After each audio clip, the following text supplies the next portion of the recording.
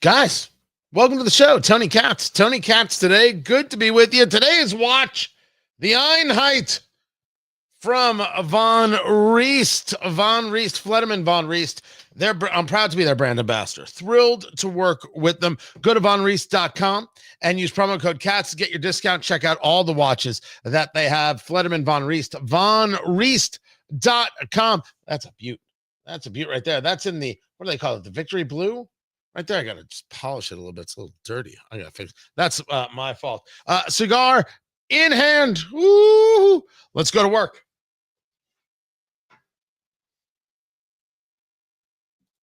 Breaking news, Attorney General Pam Bondi has just announced she wants federal prosecutors to seek the death penalty for Luigi Mangione. He's the man accused of murdering United Healthcare CEO Brian Thompson last December outside a Manhattan hotel. CNN's He's not accused. He did it. He did it. Now, innocent until proven guilty. If you want to play the game, I'm down. But he's there. There's the video.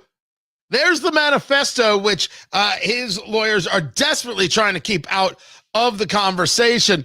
Keep him out all you want. He did it. He's a murderer. And if you know a woman who's like, well, I think he's really attractive, you know a woman who you should stay far away from. Women who find Luigi Mangione attractive and want to be on his side, those are women who don't have any self-respect. See, if you're like, well, he's attractive, you can be like, okay, if that's what you're into, fine. If you're like, he's attractive and therefore I think he's innocent, that's a freak. And it's always important that we note who the freaks are so we can stay far away from the freaks.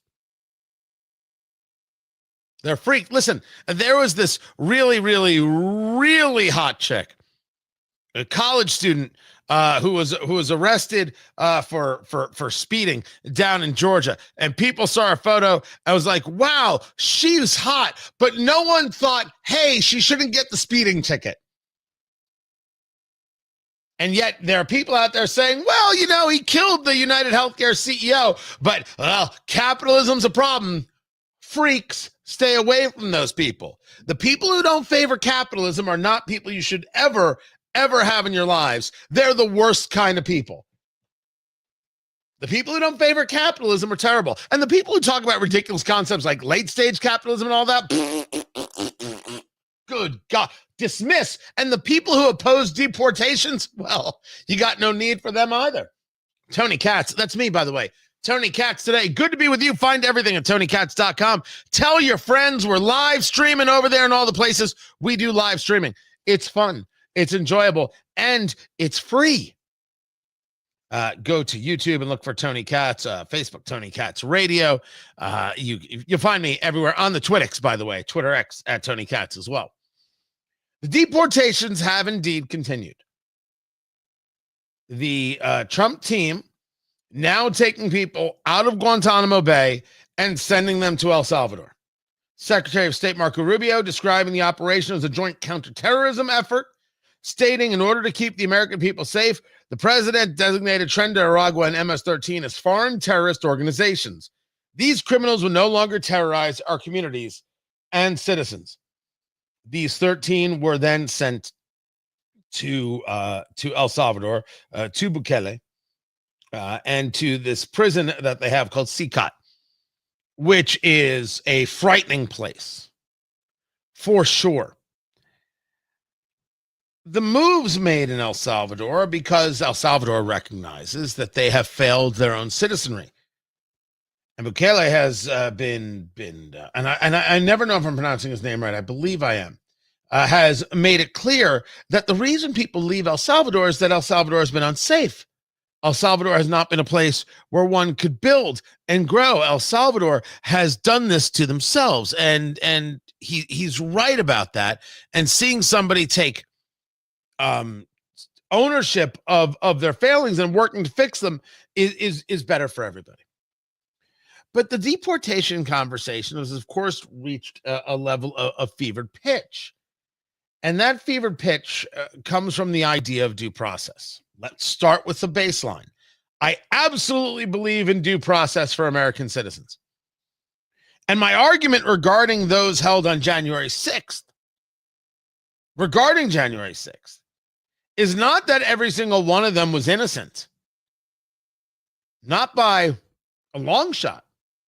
If you were engaged in acts of violence, if you were engaged in acts of violence against police officers or others, there could be a reason for you to be in jail to this day, and it's why I opposed blanket pardons as a concept, right until it was noted that those who were being held were not able to have access to their lawyers, were not able, in cases as reported, to have access to medical care, who were not given their due process.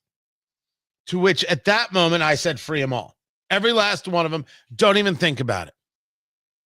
These are American citizens. Now, if they weren't American citizens, you could deport them. There's a difference between the citizen and the non-citizen. There's a difference between the citizen and the lawful permanent resident. There is a difference. And the courts have recognized it so. So the people who are screaming regarding deportations about due process need to have a more honest conversation. We should be clear that we are fans of and we favor due process. This is the Fifth Amendment to the United States Constitution. No person shall be held to answer for a capital or otherwise infamous crime unless on a presentment or indictment of a grand jury, except in cases arising in the land or naval forces or in the militia when in actual service in time of war or public danger. Nor shall any person be subject for the same offense to be twice put in jeopardy of life or limb, nor shall be compelled in any criminal case to be a witness against himself, nor be deprived of life, liberty, or property without due process of law, nor shall private property be taken for public use without just compensation. No person and due process. This is true of citizens. The courts have, in numerous places, ruled that the idea of the Fifth Amendment applying to the person who is not a citizen is dependent on things. Those things seem to, in my reading, revolve around the concept of time. Time and connections. How long have they been in the United States? What connections do they have in the United States? We make a differentiation between people who have extended connections and people who have just crossed the border. The very concept that due process exists for the person who just walked across the border the same way it exists for the American citizen is laughable. And I would argue that if it is not, as of now, delineated enough, we should move in the houses of Congress, in the House and in the Senate. We should move to make that delineation clear, crystal clear, that the person who just crossed the border is not the same as the citizen, and neither are their due process rights. The lawful permanent resident has a series of rights, but still not the rights of a citizen. As we saw in the Mahmoud Khalil case regarding this Colombia agitator, Hamas supporter, and of course lied about his work with the United Nations Relief Works Agency. He supported a terrorist organization. Throw him out. Don't even think twice. The very concept of due process is what makes us better. Agreed. Always have agreed. Never once questioned. The idea that due process exists for the non-citizen, that the Constitution exists for the non-citizen, is awkward. And the fact that we give so much deference to people coming to join our country, spectacular, isn't it? Spectacular. It is the thing that makes us special, and we are special. And maybe I should be applauding the political left for finally realizing that we are special, nay, exceptional, and American exceptionalism is real. It matters. It exists. But the left has forever told us it doesn't exist. And when the moment comes to say the people who are breaking the law, who are gang members, who have been designated by the President of the United States and by the administration as either cartel members or terrorists, etc., they don't get to stay. All of a sudden, they want to talk about how exceptional America is by allowing the worst of the worst to stay in the country, and how dare the duly elected president engage immigration policy, which is his purview. Good Lord. That's their argument to America. All of a sudden, America is exceptional. No. The illegal immigrant, the gang member, the cartel member is exceptional. America with Donald Trump is faulty and dangerous. And thank goodness the Constitution is there to protect these people entering illegally. Great argument. Looking forward to that selling. That you would have to be a liberal white woman to buy into that argument. I mean, that's the kind of you have to be. The due process argument now comes into a full level of view, because there is a conversation that in the deportations, someone who has, we're told, should not have been deported, was deported.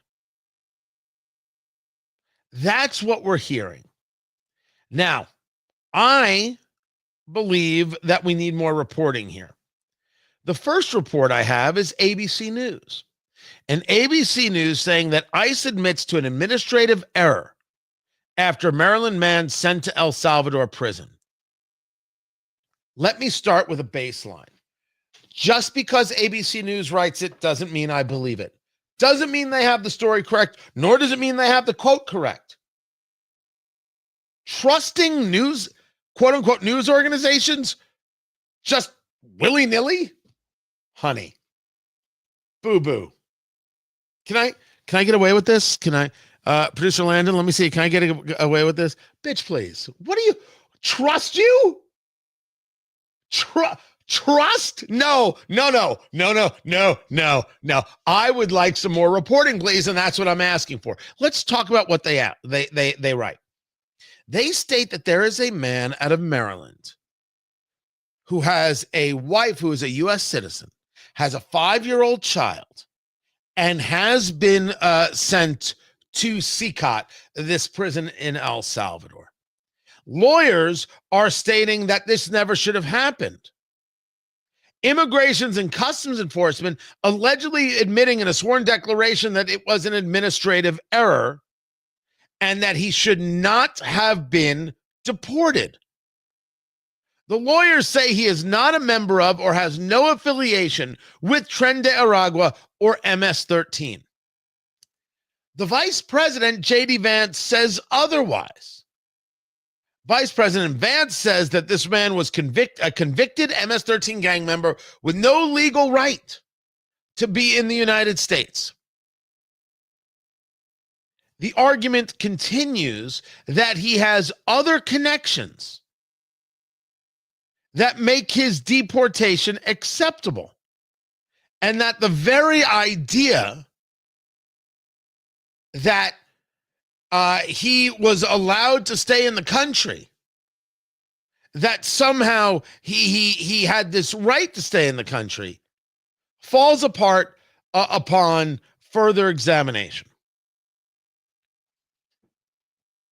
I want more reporting, because it is absolutely possible that in these deportations, mistakes will be made. It's government. What kind of absolute freak would think that mistakes wouldn't be made? Of course they would be made. 1,000%. It's government. You're trusting ABC News? You're trusting the government to get it right? Take a look at all the waste, fraud, and abuse that Doge is finding. We trust them? That's just not the way it works. That's an impossible thing to ask. I'll take more investigation and more reporting on this story, but I will not relent in the recognition that the non-citizen, the illegal immigrant, the gang member has no business being in the United States.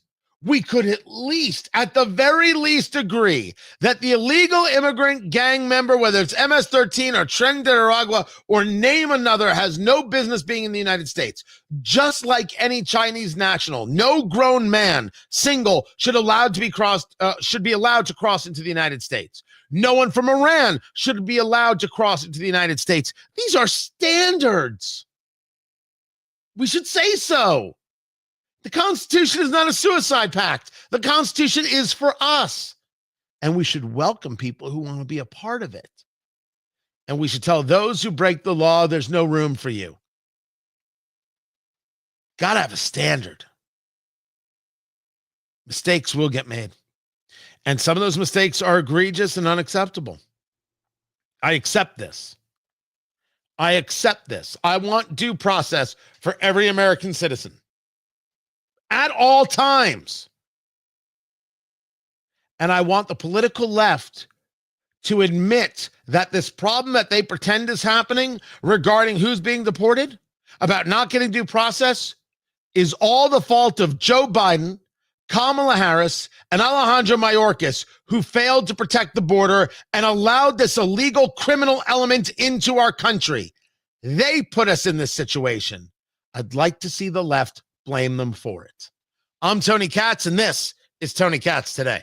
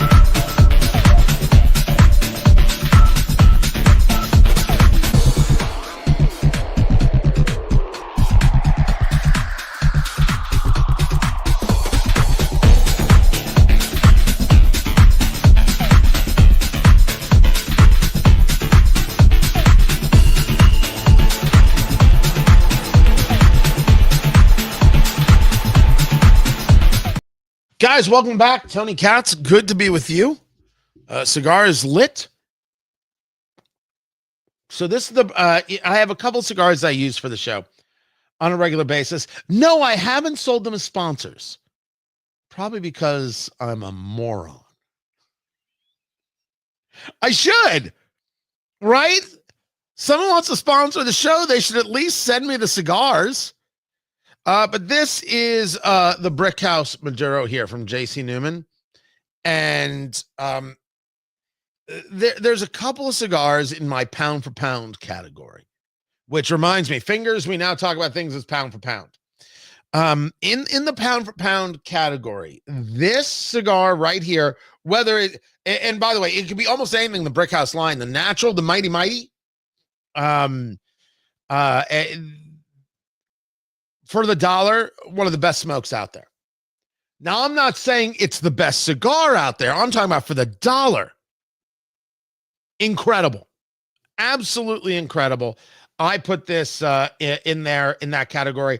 I put from Arista, the Buffalo 10 goes in that category. Pound for pound is a little more expensive. From Arturo Fuente, the masterpiece, Hemingway masterpiece, and the masterpiece Maduro. That is an 8.5-inch cigar at $20. Sorry, it's spectacular anytime, and it's a 3-hour cigar. It'll last, it'll work. You just take a touch of time with it, just be a little more deliberate, and that cigar will last you 3 hours, and you will say, that was wonderful. As an experience, wonderful. Not overwhelming on any particular part of the palate, but just such a pleasurable, enjoyable smoke. And you'll be like, that was time well spent. Where else am I going to spend $20 and get 3 hours? Really. You could try two different bourbons, 3 different bourbons with that cigar and be very, very pleased with it. So the Brick House, I'm a fan. I am an absolute fan. I didn't get into the Jimmy Carter stuff. Oh, gosh. Oh, that would have been nice. I have more to get to regarding this. The Jimmy Carter stuff is something else. But we'll talk Tesla. We'll get into that next. Glad you guys are here. Tell your friends. First person to bring 10 friends gets a bowl of soup.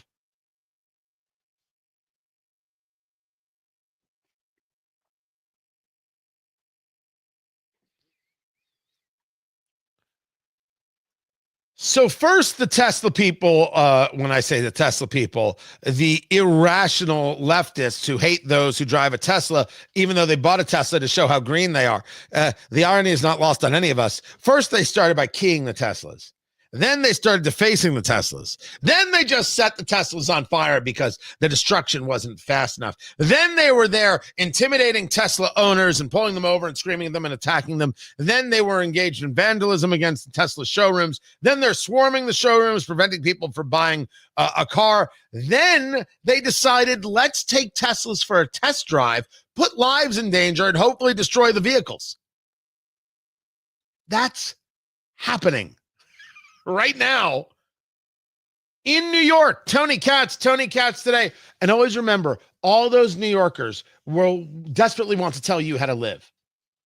Now, I admit to you, I was born in Brooklyn. I grew up in Jersey. Midwest living is so much better. These New Yorkers are ridiculous. And this is not the city that my parents grew up in and that I would frequent. These are the weakest, lowest of people now. So people are going to, right, the Muskaters, the people with Trump derangement syndrome, are going to a Tesla showroom, for example, in the meatpacking district. And they're saying, I'd like to test drive that Tesla, please. And then they aim for potholes and they try and, scrape the tires. And so much so, the reports of reckless driving that a councilman had to write to the NYPD to say, what the heck is going on here?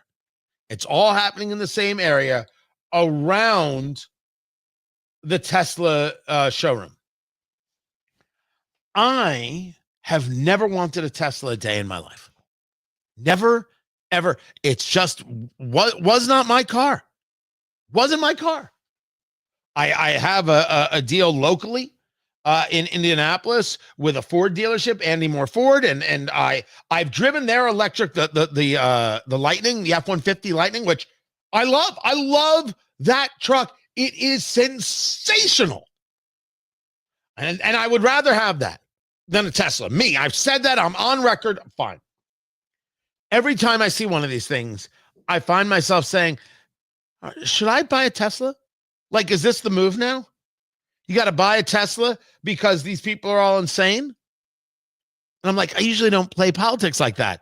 And then I look at the Plaid and I'm like, I wouldn't mind 1,000 horsepower. And I would buy it used, not new, because it's radio money. Still, this is all violence by the left, and more of that is coming up.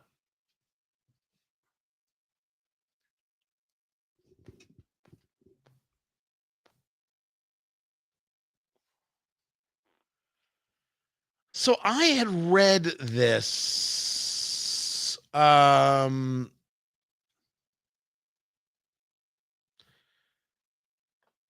There's a conversation about federal funding for example, brain cancers, glioblastomas, and stuff like that, and how the funding has been cut from NIH.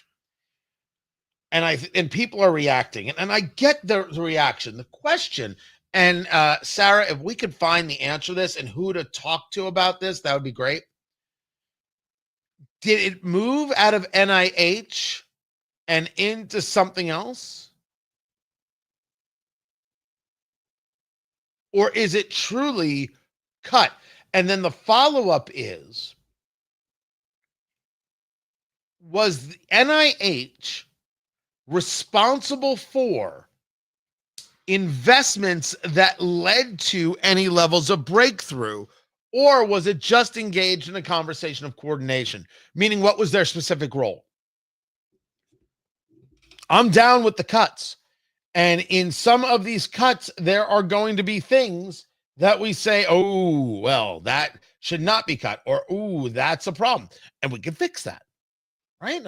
I'm down. But when I see a report like that,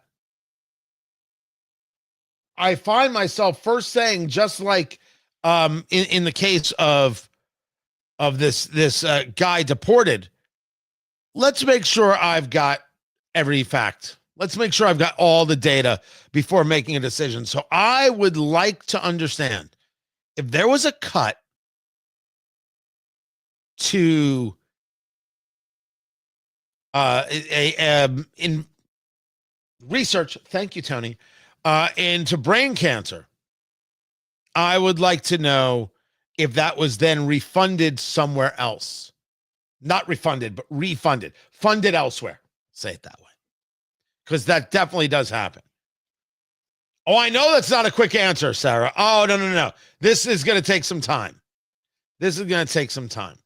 Have I tried the Fat Bottom Betty cigars? So the Fat Bottom Betty and the Alice and all of that. These are from Drew Estate cigars, part of their Deadwood series, but these are flavored cigars, and that's not where I live and breathe. I premium cigar guy, and these certainly are considered premium cigars, but I don't do the flavors, like I don't do the acids and things like that. So the answer is no. I haven't tried the cigar. It's just not where I move. I've got so many things that I want to be a part of that I haven't even had a chance to have yet. And oh my, you know what? I'll do this story right here, because the cigar world just took a punch. I just wrote that down. That way I remember to do it. Let me get to that story. We're 30 seconds away from the radio show, guys. You guys know we do a radio show in conjunction with this, right? You understand? You do? Okay, good. So yeah, we do that. We do a radio show in conjunction. Yes, that's what you do there, producer Landon. You take care of the radio show side. Thank you for Music in 5.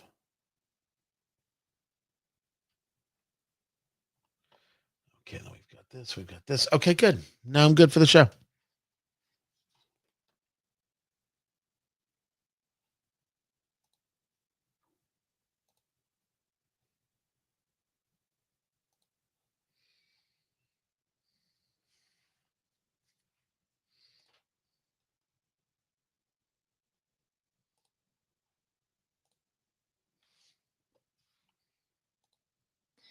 I believe it's my patriotic duty to do so, because the premise of this hearing, the so-called censorship industrial complex, is a fiction that has not only had profound impacts on my life and safety, but on our national security. More alarmingly, this fiction is itself suppressing speech and stymieing critical research that protects our country. I want to acknowledge the irony we're having this discussion as we witness an assault on the First Amendment we have not seen in decades. The Trump administration has directed far more egregious violations of our Constitution than the imagined actions of the Biden administration on which this hearing is premised. Each one is chilling, but as a Fulbright alumna, the recent arrest of Rumesia Öztürk, a Fulbright PhD student at Tufts University, especially disturbed me. That's Nina Jankowicz. And of course, everybody knows that Nina Jankowicz's job in the Biden administration was to decide what was indeed misinformation.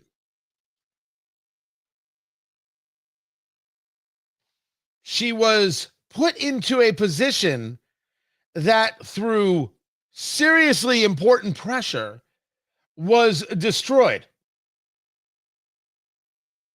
It was her that was heading up this disinformation governance board. It, of course, was a conversation about how they were going to use this to suppress speech. You want to say it's about Trump, Miss Jankowicz? Somebody needs to own a mirror.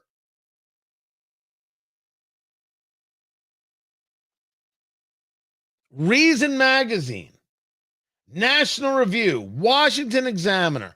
It goes on and on. Senator Josh Hawley. The amount of people who questioned her capacity, her capability, and of course, the important part, who figured she would be unbiased to begin with? Why would anybody think that she was going to be someone unbiased? Why would I trust the White House with her madness? Not me, not you, not at all. By the way, I have this story from April of 2022. In October 2020, Jankowicz tweeted, "Back on the laptop from hell, apparently. Biden notes 50 former NatSec officials and 5 former CIA heads that believe the laptop is a Russian influence op. Trump says Russia, Russia, Russia." Yesterday, she clarified that tweet. "For those who believe this tweet is a key to all my views, it is simply a direct quote from both candidates during the final presidential debate. If you look at my timeline, you will see I was live tweeting." Today, administration officials were asked about her appointment. Is this the same individual who said the dossier was real and the Hunter Biden laptop story was false? Is that the individual who's now running the Disinformation Governance Board? I'm not familiar with those It's statements. been reported widely. I'm not familiar with those. I am not surprised that Alejandro Mayorkas was not familiar with those things. What about you, circle back Jen Psaki? I'm not familiar with those. I don't have any comments on the laptop, but what I can tell you is that it sounds like the objective of the board is to prevent disinformation and misinformation from traveling around the country in a range of communities. I in no way want government deciding what is disinformation or misinformation. We'll decide. I don't want government deciding this at all or in any way, nor am I going to listen to Nina Jankowicz lecture to any of us. That's just nutty. Did I say hello, Tony Katz? Tony Katz today. They don't stop. They don't rest. They don't quit, to paraphrase author and screenwriter Michael Walsh. The left always keeps coming, and they believe themselves to be the arbiters of decency and goodness. No. We, the people, are the arbiters of decency and goodness.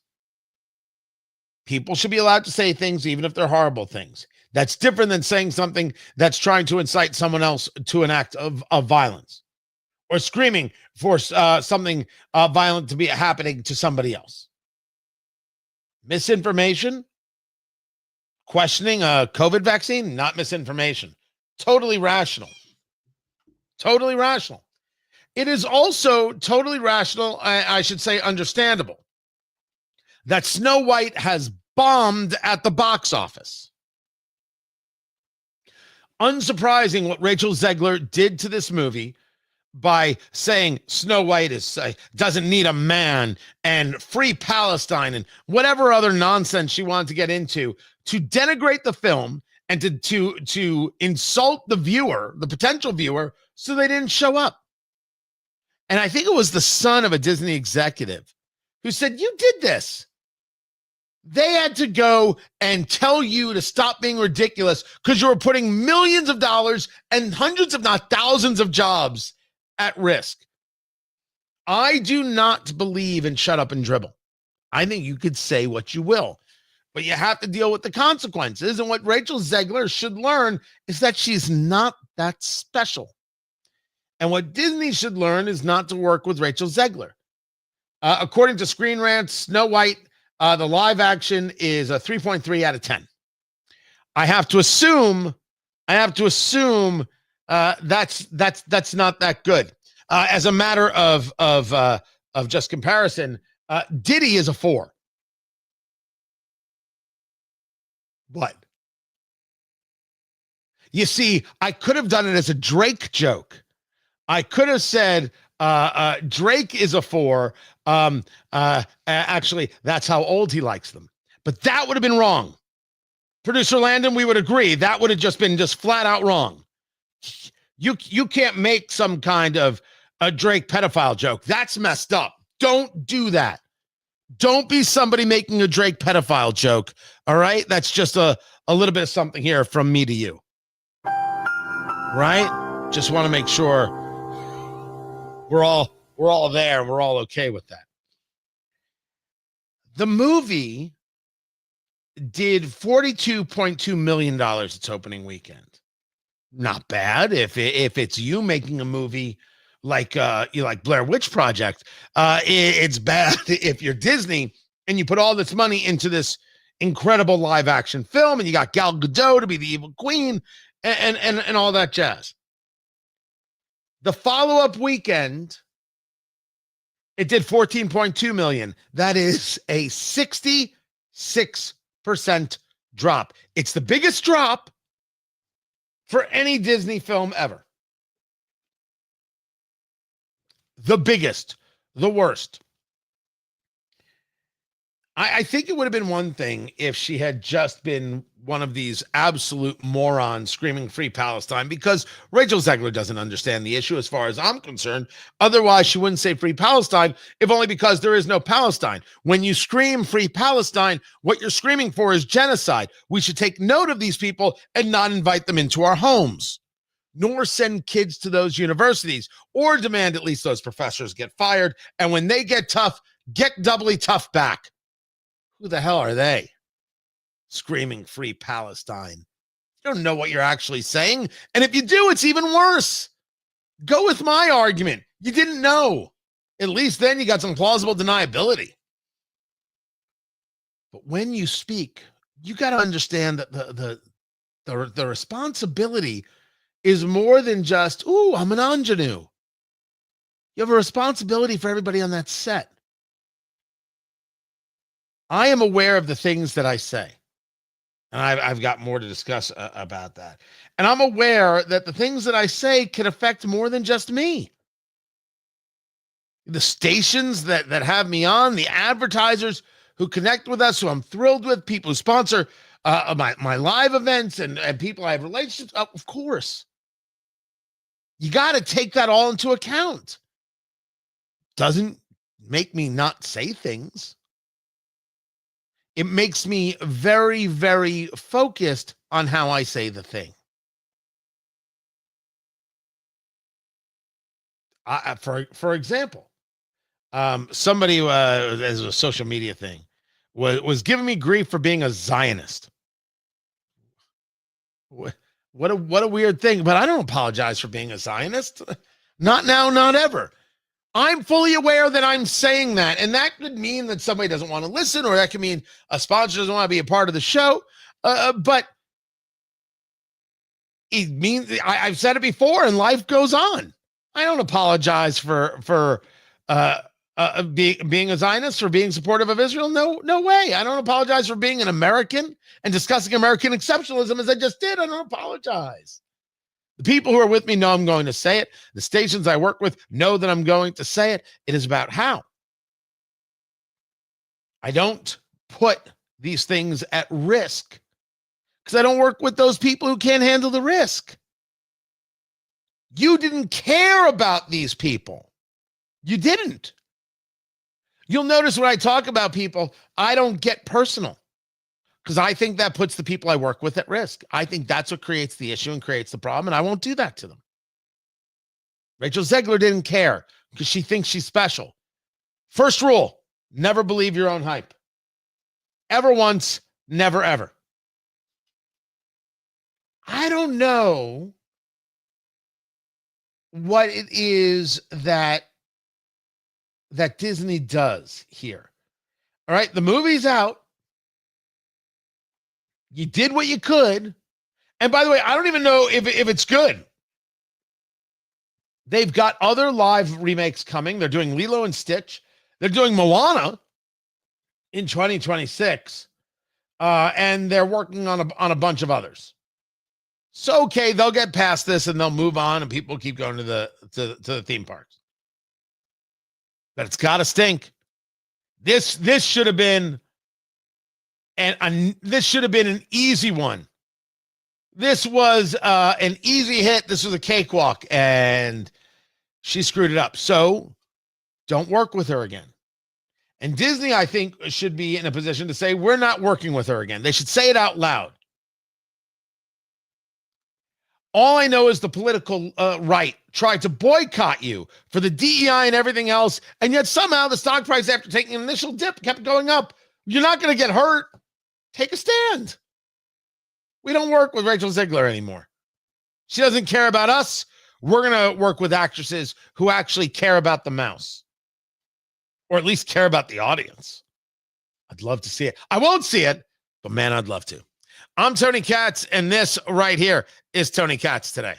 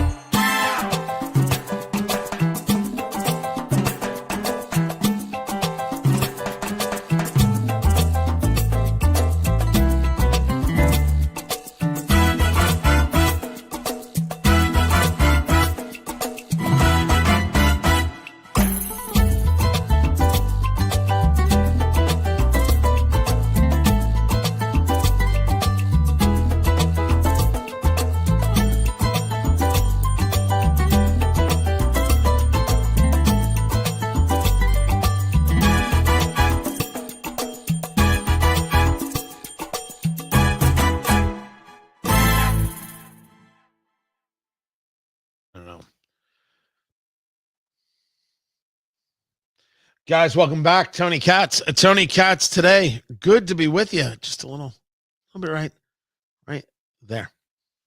Ta-da. So I do have some cigar stories to get to. I'm going to get to the Lesley Stahl story. 1,028 days. Remind me to hit that as well. Also answering your questions. I'm happy to do it. I appreciate you guys being here. Tell all your friends. But also, I do not have any shares of Newsmax. They went public yesterday at 14, and then it was down to $10 a share. Then it jumped up and closed at like 70 something. And today it's been at 190. Right now it's at 152. You'll notice I'm a regular guest on Newsmax, and this is how the stock price does. How do I not have my own show? Seriously, Sarah, how is this possible? But don't I have this? Like, isn't this enough? I always think that the truth is I'm an analog guy. I don't know. This is the show.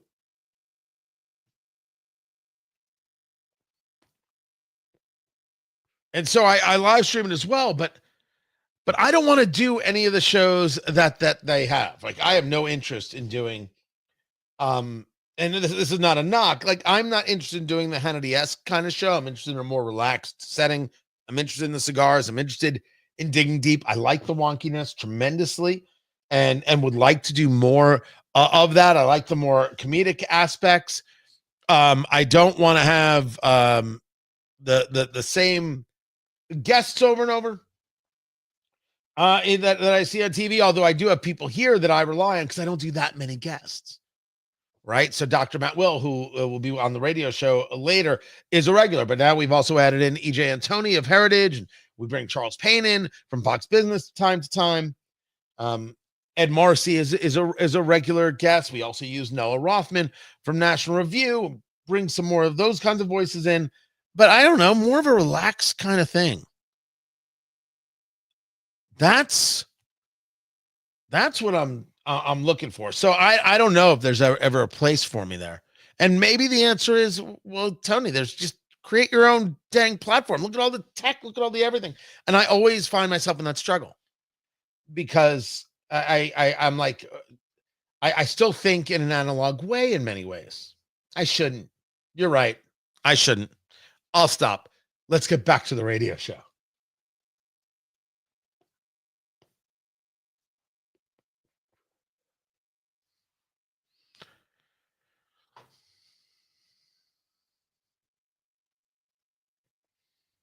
President Trump signing the executive order going after ticket scalping. I don't know if I'm a fan of such things.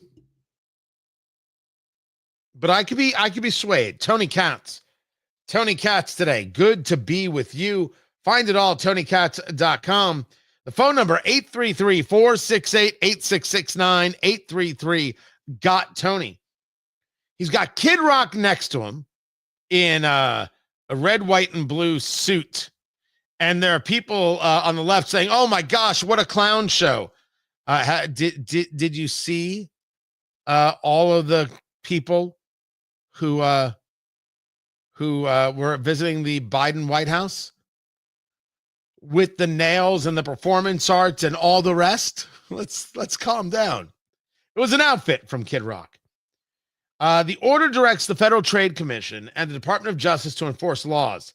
This was states' attorneys general, and it's to prevent entertainers and fans from being overcharged and price gouged by reselling practices. My issue is with the fees that these outfits charge. And the issue is that they do not allow for any competition in the selling of the tickets. You're very much locked in.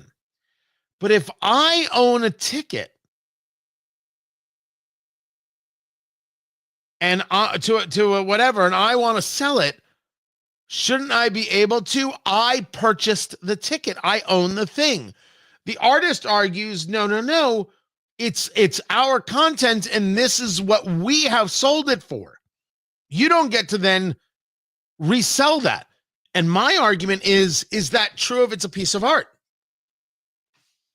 If I buy the painting for $50, can I sell it for $100? Does the artist still retain some level of control over the art? And I don't believe they do. Now, you guys know that April 17th, Kokomo, Indiana, I am performing, putting on the show Trump and American Reset in 3 bourbons. Went yesterday, got things, the layout all set. It's going to be amazing. Tickets.TonyKatz.com. Tickets.TonyKatz.com. It's going to be a spectacular event. The food, the cigars, the bourbon, and you're going to laugh your head off. It's going to be incredible and a learning experience and all that jazz. Tickets.TonyKatz.com. If someone bought a ticket to that, could they then resell that ticket? Well, when I check your ID at the door, you're going to have a problem. right? Can you say a ticket is non-transferable, non-sellable? Maybe you can if you set that up at the beginning of the relationship. You buy this ticket, it's yours. So I'm not sure where I fall on this. But I think it's going to be interesting to see all those musicians who hate Trump and call him a fascist say, thanks for protecting our money. This is Tony Katz today. That's what they're going to do. Thanks for protecting our sweet, sweet cash. Good job, President Trump.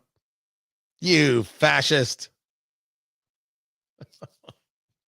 Meanwhile, we have a lot more to get to. Right now, the radio show is in break, so we're going to take the break as well. I also have this about getting rid of the TSA. I didn't get to that yesterday.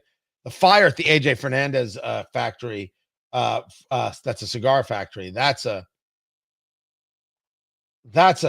big story. I want to get to that as well. I've got stuff. I wanted to share something about principles. And, I'll get to the Lesley Stahl insanity. That's all coming up. I promise you there. Let me go to the comments. The problem is it's not about you. It's about brokers who have systems who buy the tickets so you can't even get one without going through them. Now, that's a whole different conversation that I did not get to. Yeah. So this is, again, the idea of the monopoly, right? One group, one company, they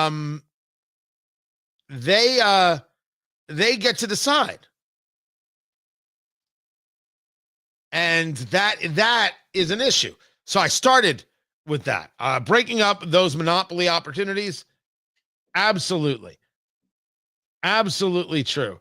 And Christopher, I totally want your money, but if I had something fall through the cracks, blame Sarah, and then we'll get it done.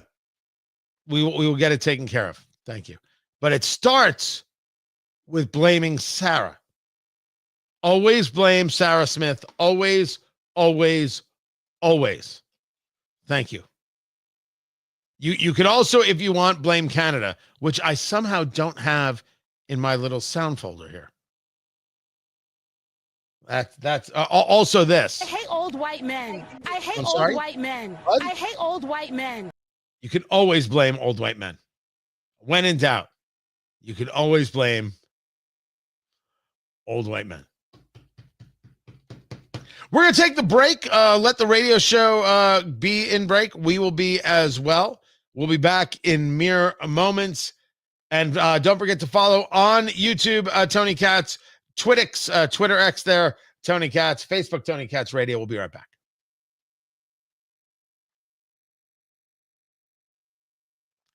And now we'll be right back.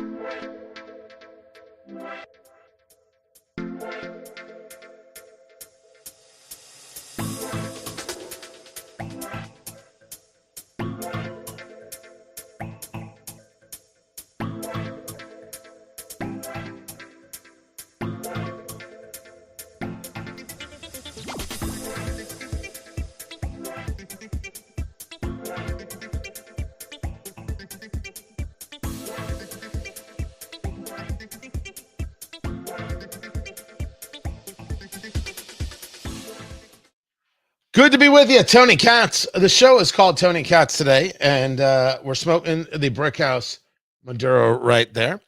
And wearing, of course, oh, look at it. Look at it. Learn to love it. Flederman Von Riest, thrilled to be working with them. Get yours at vonriest.com. Use promo code CATS. Get your discount. Really incredible watches assembled right here in Indiana. This is made in America. Lots of American source parts. Of course, the movements can come. They use Seiko movements. They use Miyota movements on these. Some Swiss on the mechanical watches. They have mechanicals, and they have automatics, and really beautiful work and wonderful people. So check them out. Von Riest, R-I-E-S-T-E, vonriest.com, and use promo code CATS to get your discount. Radio show will be back in a few minutes. Good to see everybody here. You've got questions. I've got answers, and I'm happy to be of service. I am going to get into this Lesley Stahl story. I feel like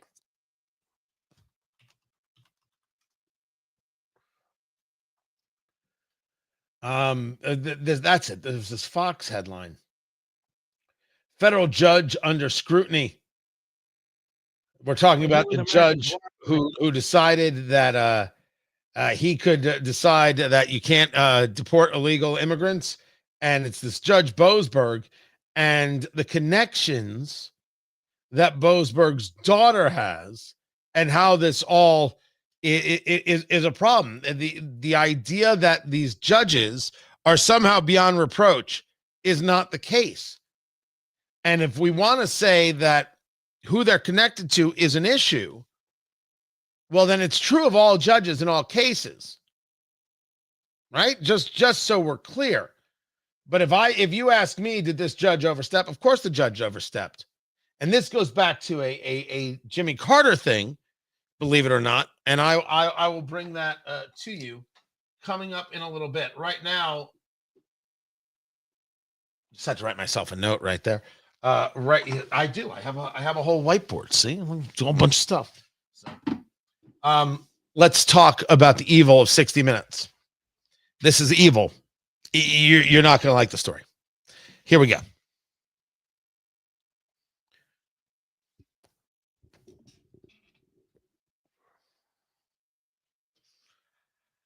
I am rarely speechless, which is a pretty good attribute to have as a guy who's on radio. I find that even looking and listening to the madness that takes place politically, I find myself just stunned, shocked, right? But yet I can continue. I can say, okay, that's amazing. That's crazy. But here's the problem. Let me give you an example. Elie Mystal on The View. Elie Mystal, you saw him often on MSNBC. He was a Joy Reid guest constantly. And there was never a moment where he didn't have something bigoted to say about people who are white. One of the laws you write about is playing out right now, the Immigration and Nationality Act. Now, this administration is using this statute to justify the detentions and possible deportations, actually, of visa and green card holders who they seem to deem a threat to U.S. foreign policy.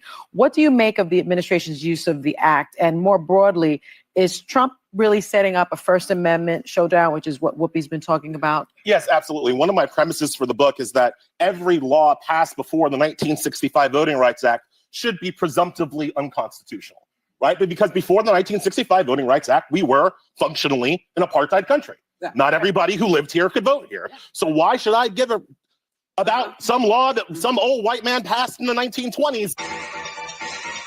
Okay. That's a take. That is a pretty remarkable take. And if you say to me, we no longer have the IRS, I'm in, Ellie. I mean, if we're not going to pay attention to laws prior to 1965, fantastic. Terrific. That means no income tax for Tony, and Tony's very, very happy. Wait, now you're just trying to get rid of what? The First Amendment, Second Amendment, Fourth Amendment, Fifth Amendment? I'm just curious, what else now goes? Or we could recognize in very, very clear measure that the country was not perfect when it started. That the whole objective was to form a more perfect union, but that the foundation of the nation in and of itself was key to being able to create a better world. It was fundamental for being a beacon. It was necessary for the growth of humanity. And no one should deny the evil of slavery, but the idea that the country was not functioning and was not valuable, and the laws created not valuable, well, best of luck selling that. Knock yourself out. This is also somebody who has made claim that the South African Constitution is a value. I would advise you to read that, where it says we have free speech, and then lists all the way you don't have free speech. No. There's a commentary there that you're like, my gosh, what a thing to say, but you can respond to it. As I said, rarely do I find myself speechless. This brings us to 60 Minutes and Lesley Stahl. I say to you, without any fear, without any hesitation, that Lesley Stahl should be fired from 60 Minutes immediately. I could say to you without any hesitation that CBS News is despicable and disgusting. They have failed in the very concepts of journalism when it was pulling Tony Dokapol off the air for asking legitimate questions to Ta-Nehisi Coates, who went to Israel for a week and decided, I have solved the problem. It's all them damn Jews' fault. Well, it's kind of what he said. Israel is the problem. Apartheid state and whatever else was put into the book, wrote a whole book after being there for a week. He has solved the problem. Tony Dokapol asked questions, legit questions, and got pulled, got censored, however you want to say it, two different things, I'm aware, by CBS for asking tough questions of a guy whose premise was not based on history nor based on rationality. It was based solely and exclusively on his already, in my view, predetermined bigotry. This is not an argument for Israel is perfect. Not making that argument. I have discussed Israel's flaws more than once. I discussed them, for example, during COVID, where I thought their lockdowns were ridiculous. This is a country without a constitution. How do you even function?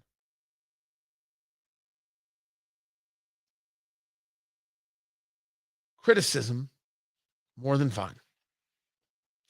CBS allows Margaret Brennan to stay on the air with their Sunday show, who has now decided to take on this space of being the Jim Acosta, holding the administration to account, not engaged in conversation, but engaged in gotcha and flat out silliness. And then there's Lesley Stahl. She is doing an interview with Keith Siegel. Keith Siegel was kept by Hamas. I'm sorry, did I say kept? Keith Siegel was a hostage, tortured and terrorized by a terrorist organization called Hamas, supported by Iran and on college campuses all across America.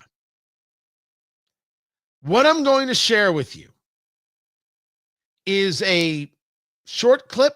I think it's 18 seconds. This is what Lesley Stahl asked of Mr. Siegel in a conversation about how he was treated. The terrorists became very mean and very cruel and violent. More so. Much more so. They were beating me and starving me. Do you think they starved you or they just didn't have food? No, I think they starved me, and they would often eat in front of me and not offer me food. I am very rarely left without words. This is one of those times. It is impossible to believe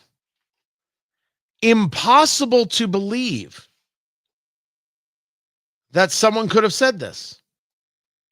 It's impossible to believe that someone could have asked this. The terrorists became very mean and very cruel and violent. More so. Much more so. They were beating me and starving me. Do you think they starved you or they just didn't have food? No, I think they starved me, and they would often eat in front of me and not offer me food. It is a stunning statement from Lesley Stahl. You say these people starved you, but don't you know it was Israel that was starving the people of Gaza, and that's why they couldn't get you any food while they held you as a hostage? The rational person would say, well, if they couldn't feed you, maybe you shouldn't have been a hostage. Maybe they should have let you go. But since the only reason to hold a hostage is to get an advantage, and we already know that the hostages were tortured, why would anybody make this claim? This claim that clearly ties into and is supportive of the Gaza Health Ministry claim of, look at how these people are starving. The people of Gaza were never starving. And if they were, it's because Hamas kept the food from the people of Gaza. As we know, they stole all the trucks that had aid that was coming in from the United Nations, because Hamas doesn't give a damn about the people of Gaza. There was a guy who was protesting Hamas. Enough with this war, enough with this. You're getting us all killed and it has to stop. They kidnapped the guy, they tortured the guy, they killed the guy, and they dropped his dead body on his mother's doorstep. That's Hamas. That's who they are. It's a terrorist organization. Queers for Palestine, every gay person or trans person who supports Palestine, if they spent an hour in Gaza, they'd be killed. If they spent an hour in Israel, they'd probably get some good falafel. That's the difference. There is a difference. Israel's better. Their culture's better. Their people's better. Their philosophy is better. Hamas is a terrorist organization that will kill anybody they disagree with. Did they starve you, or did they just not have food because those terrible Israelis didn't give them food? Very rarely speechless. But that one was just a stunner. there have been some people who think that maybe Lesley Stahl did everybody a favor. That the favor was when he says, no. They had food. They just didn't give it to me, and they ate right in front of me to torture me. The idea that, well, Hamas told everybody these people are starving, and now everybody knows through this interview that that was just a lie, and they made it all up, and Lesley Stahl did us all a favor. In no way am I going to bring myself to give any level of kudo to Lesley Stahl, because inadvertent a lesson is not the same as proactively trying to educate a populace. Her argument was, those poor people in Gaza, that's why you didn't have any food. The evil in that statement, the useful idiot nature of that statement, I'm not quite sure what else someone is supposed to say. What is a rational person supposed to do with that argument? My argument, she should be fired. CBS News is not a news organization. And when people like the White House Correspondents Association or others question trusting journalists, why would we trust this? When the White House says, we're going to change the seating chart in the briefing room, and we're no longer going to leave it up to the White House Correspondents Association, we're going to decide.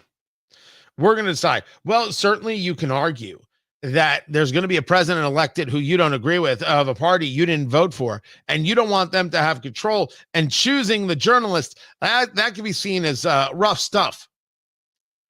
But we should admit that CBS doesn't have journalists.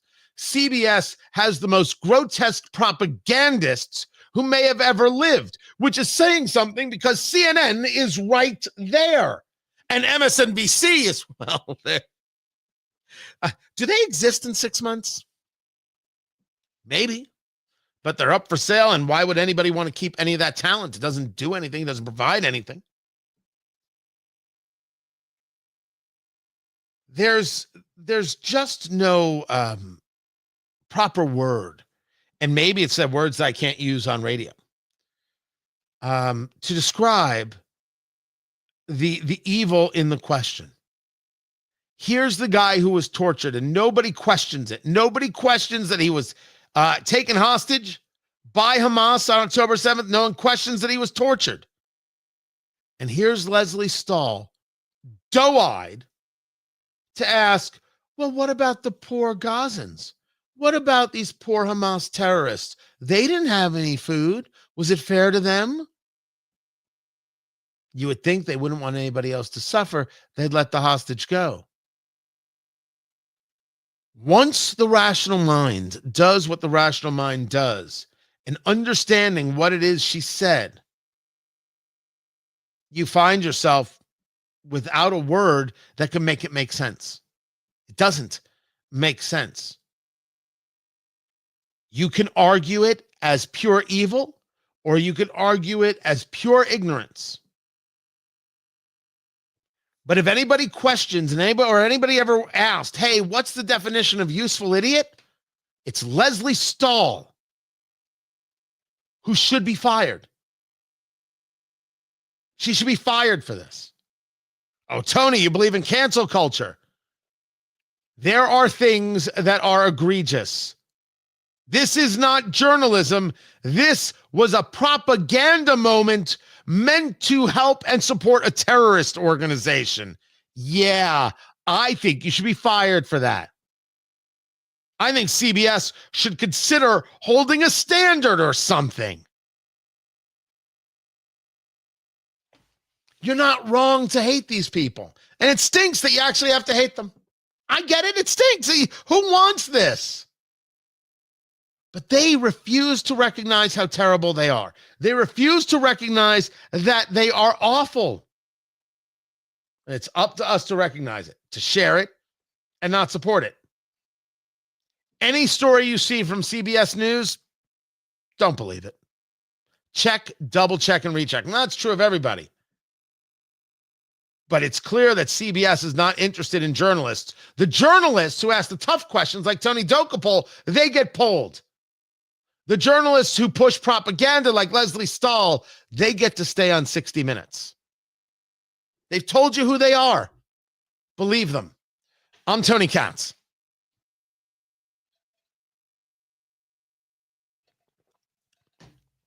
Now, I will tell you, I have got many things to say.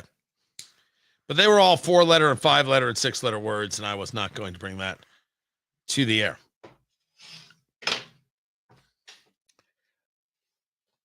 There's no defending the indefensible. There's no defending the obscene.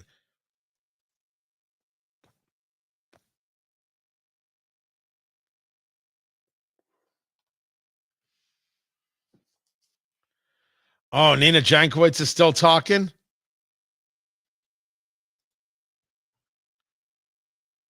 Oh, that is precious. I wonder if that's the clip. I will grab that, share it with you, see what I can do with that. You've got questions. We've got answers. Well, Libertarian Dragon has got himself a thought. Good gosh. I'm sorry I didn't think of that. I am sorry I did not think of that.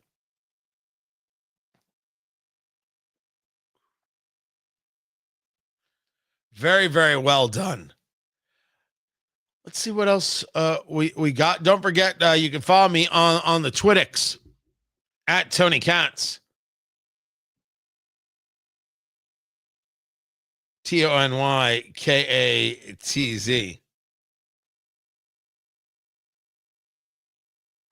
Oh, God, my social media feed is a ridiculous mess. There are some special elections going on today.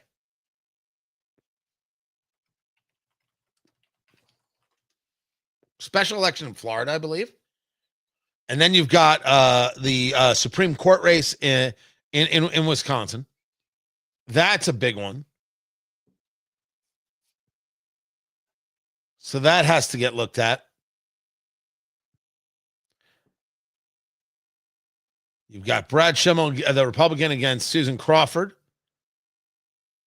This is going to be a big deal, because what we're making of this is that these special elections are the precursor to the midterms. I don't actually believe that true. I think that's a mistake. I think that how special elections go is different than a total story given in a midterm. That said, if this exposes that Republicans and the RNC aren't doing their job, let's get new leadership. You got to be doing the job. I mean, and at this moment, at this stage, how is Scott Presser not in charge of the ground game? When he first came on the scene, I was like, all right, let's see what he's all about. Because I don't trust anybody who first comes onto a scene. Is there any question now that Scott Presser hasn't done the work? He's done the work. I've never met the dude, right? He's got the second best hair in all of conservatism. I mean, come on. We should get him on the show. We should do that. I'd fly him out here.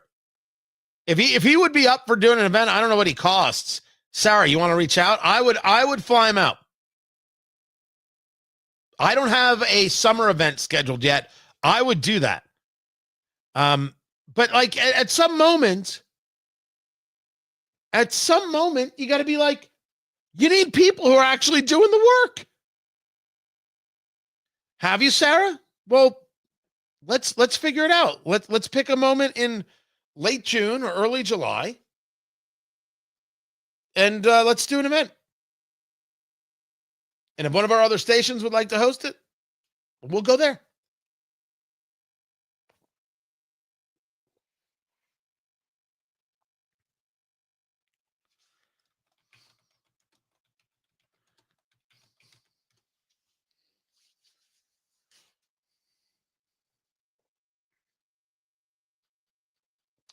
Republicans have a bill to abolish the TSA, the Transportation Safety Authority, and I, for one, think this. Yes! Yes! Yes! Yes! Oh! Oh! Oh! Oh, God. Oh. That's good. That's a good idea. Tony Katz today. Always a pleasure. Abolish TSA Act of 2025, which doesn't end security, it privatizes security. I think it's okay to say that it didn't work. You've got a bunch of senators, Mike Lee of Utah. Is it Tuberville or Tumerville? Why can I not ever remember? The senator from Alabama. It's the Abolish TSA Act of 2025, eliminates Transportation Security Administration, would require Kristi Noem, the Secretary of Homeland Security, to, quote, expeditiously eliminate or transfer all authorities, enforcement functions, and programs of the administration. You make it private, you increase cost efficiency, and you increase security.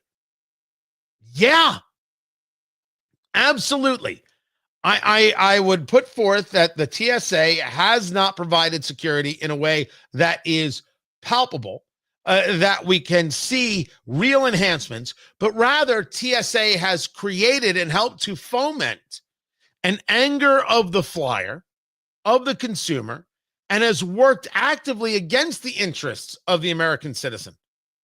That can be seen, I think, very clearly with the signs that are now up at airports. If you yell at or you talk aggressively to a TSA agent, you can be arrested. But they're screaming at you. Put your laptop in the little tray. You don't keep it in your bag. But I was allowed to keep it in my bag when I flew to here. What did we tell you? Why are you asking questions? Move faster. And don't forget to clean up after yourself. What do you mean clean up after myself? Why? I'm not moving the dang tray. They make things more difficult because they have no competition and they're not answerable to the citizenry. Make it private. Make the security private. Gosh, this should pass and should have been passed already. This is Tony Katz today.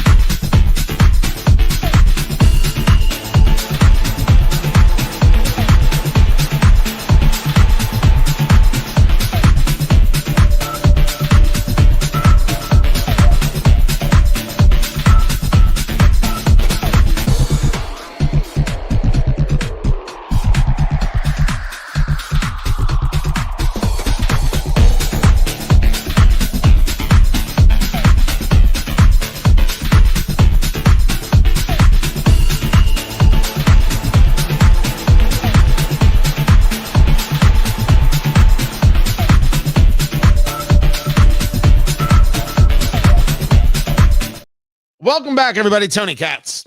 Good to be with you. That right there is my Flederman von Riest watch. This one is the Einheit They have a series of watches, different styles, different looks. You can get yours at Von Riest, R-I-E-S-T-E, vonriest.com. Use promo code CATS and get your discount.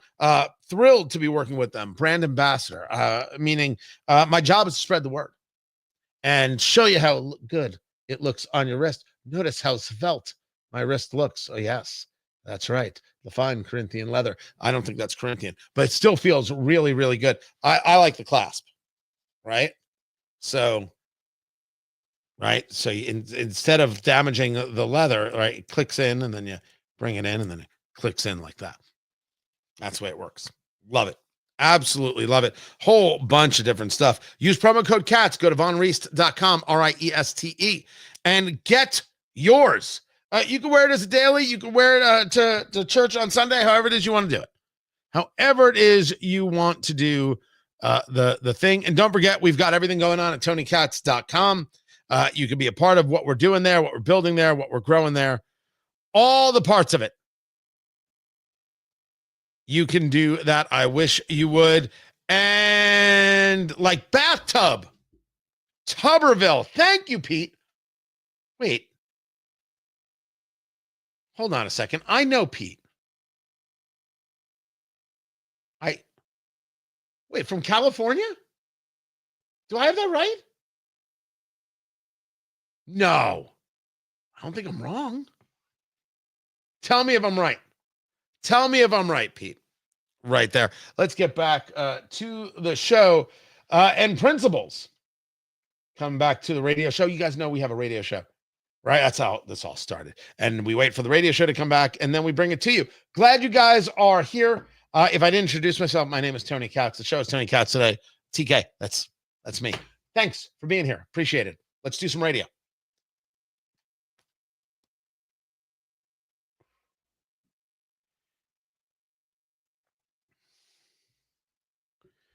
I discussed earlier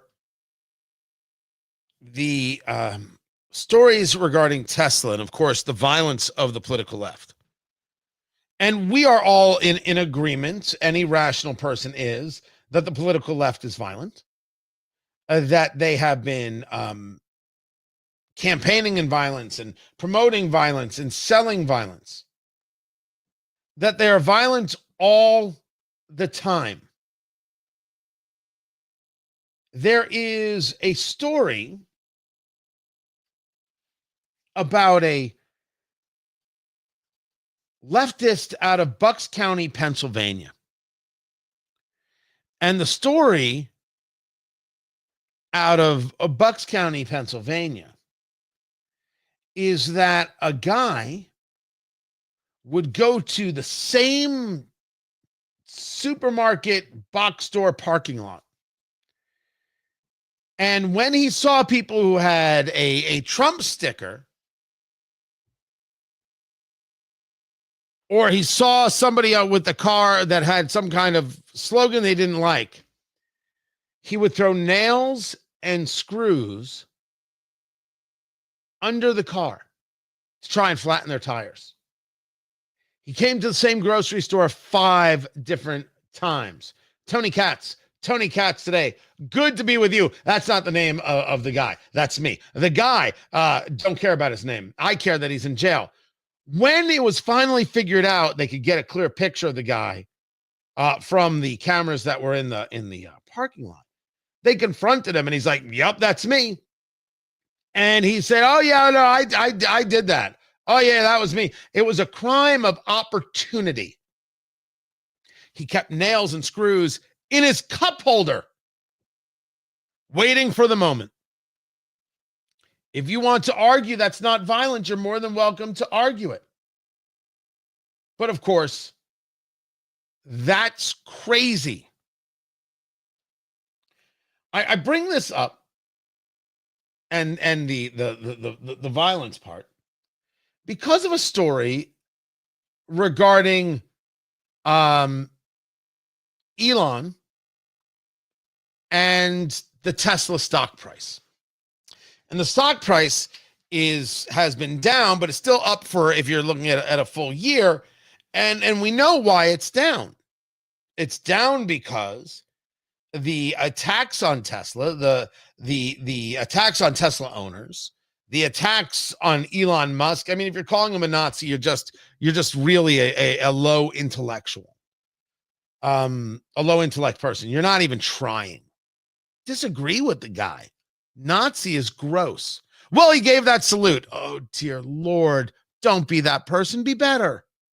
You don't have to like him. But you're going out and destroying Tesla property. You're destroying the property of people who own Teslas. You don't even know what they believe. They have to put signs on their car. I bought this in 2020. I don't agree with Elon. Please don't destroy my stuff. You got to put up a sign that says, please don't hurt me in America. It was bad enough that in San Francisco, crime is so bad that people who still have a car keep the trunk open so people don't try and break into it. See, there's nothing in there. Please don't break into my car, because it's not like the police in San Francisco or law enforcement in San Francisco and Toto, the mayor's office, etc., we're going to do anything about it. The politics of the area prevent that from happening. And I argue that all of this violence will culminate in a summer of leftist love, which is to say a summer of rage. And it's going to be a little bit different now that Trump is president and how these things are responded to. But that difference is going to be about red states. You think New York is going to let Trump respond to violence in Manhattan? You think Minnesota is going to let Trump respond to violence in Minneapolis, in Washington State, in Seattle, Oregon, in Portland, California, in San Francisco? Gosh, no. No one believes that. The violence is increasing, and it's increasing on one side. That's not I think what's a questionable statement. I'm not saying something shocking here. But Elon Musk was discussing that this job over at Doge is very expensive.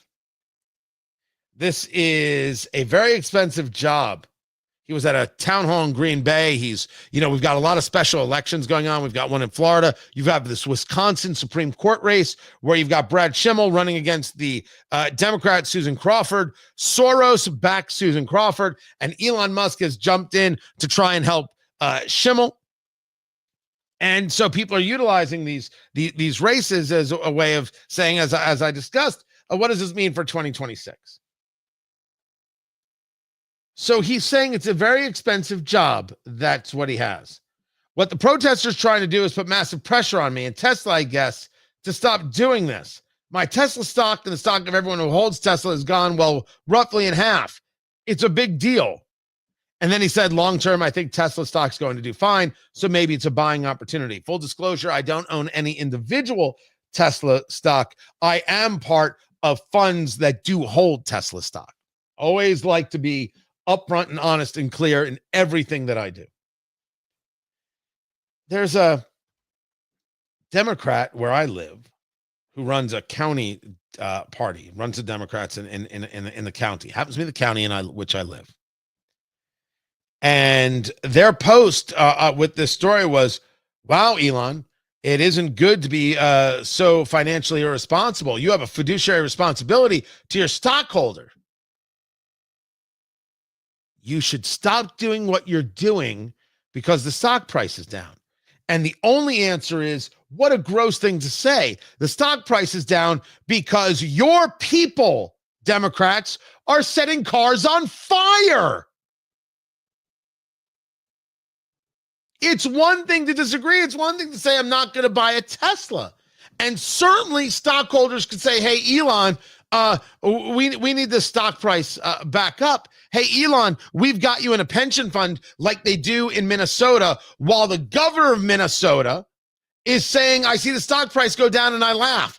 Talk about fiduciary responsibility. Don't you think the governor of the state of Minnesota, Tim Walz, the failed vice presidential candidate, don't you think he has a responsibility to those people who have a pension? Or nah? The violence, the attacks, the destruction. That is the issue. If you had people saying, I'm not going to buy Tesla because I don't like Doge.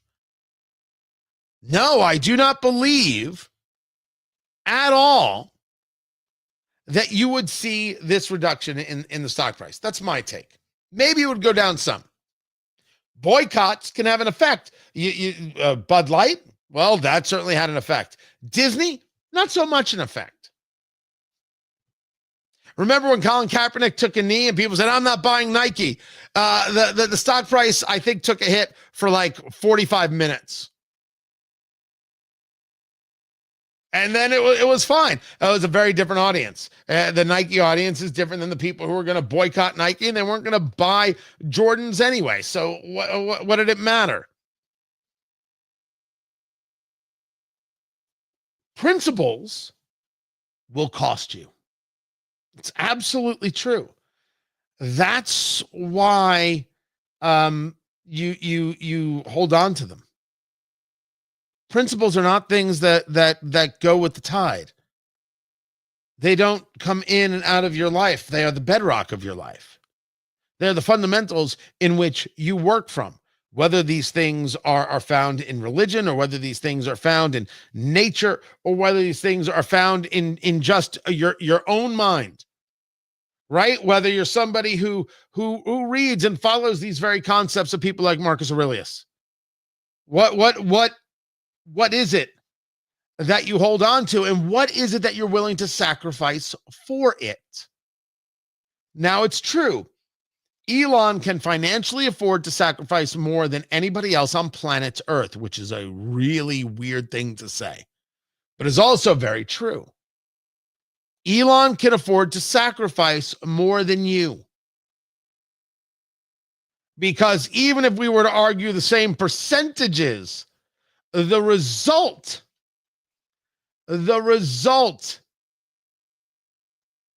is, of course, far more earth-shattering, far more devastating.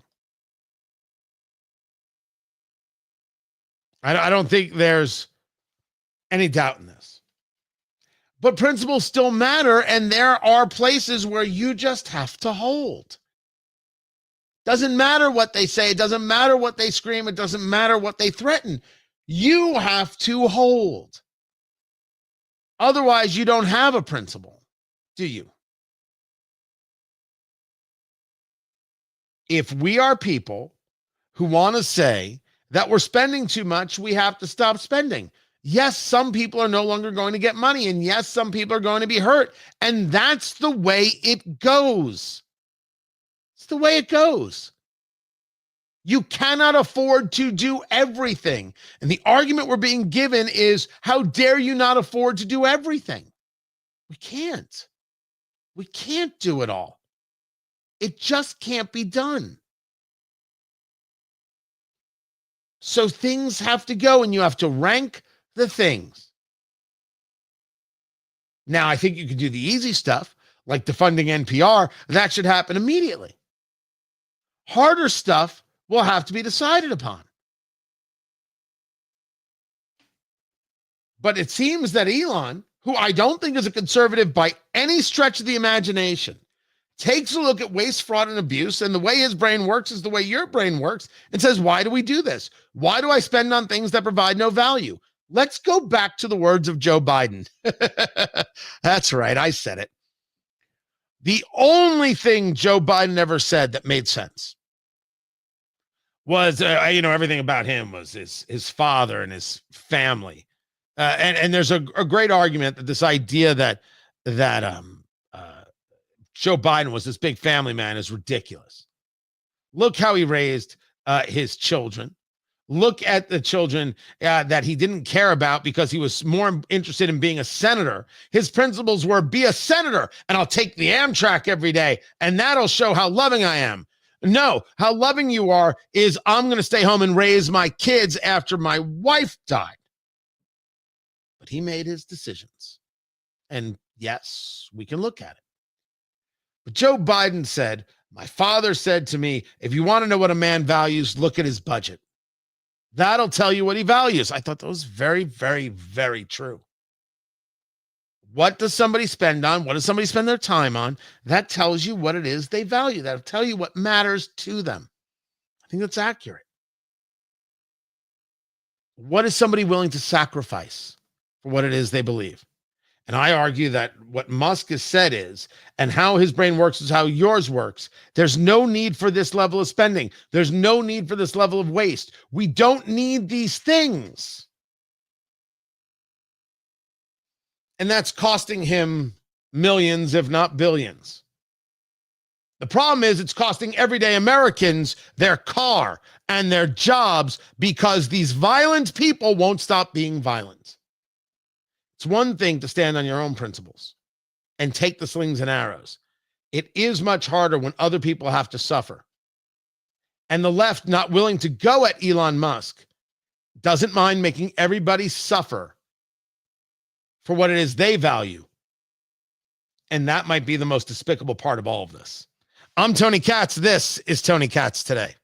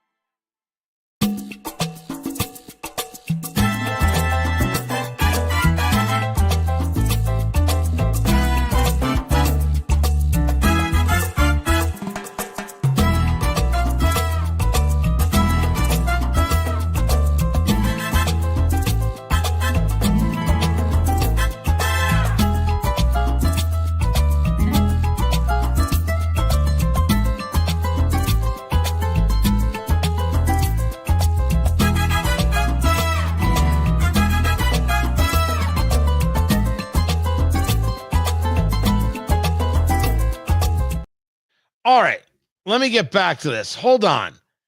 Pete is Monmouth County. All right, I grew up in Monmouth County. Do I know you from Monmouth County? Do I know you from Jersey? The name is outrageously familiar, and I thought it was from my LA days. But yeah, I grew up in Middletown. So I don't know where you're at. I don't remember the name from high school. Those of you curious, Middletown High School North, go Lions. There are high schools out there that have a Hall of Fame. I don't know if yours does or doesn't. There are high schools that have a Hall of Fame, and people and I see people posting this, that they've been inducted into their high school a Hall of Fame. I have not. I have not been inducted. From what I know, they don't have one. I would love to see. I would love to see if I could. Then there was another question. So Jason Hammer does a show on 93.1 FM WIBC, my home station, with Nigel Hammer. Nigel, excellent show. Why does Jason Hammer have compromising photos of me? Do I get to see said compromising photo, and don't I get to decide whether it's compromising? Maybe I'm very proud of it. I don't know. I'm not sure how that works. But in a world of AI, everything's compromising. Every last thing. All right, we're about to get back to the show.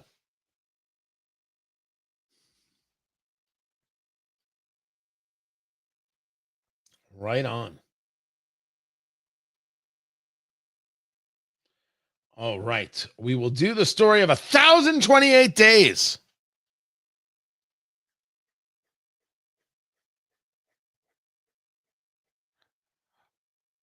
Oh, okay, Pete. All right. So Rum's until 78. So you are older than me. And Christian Brothers. Very, very good, man. Very, very good. See? I know things.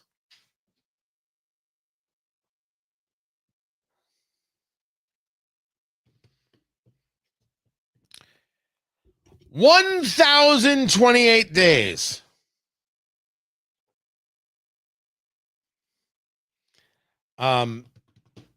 Which is different than the Rent song. Was that 535,600 minutes? Yeah, did I have that right? I did. Yeah, thank you. Tony Katz today. Rent, terrible story, incredible music. I mean, that's just all there is to it.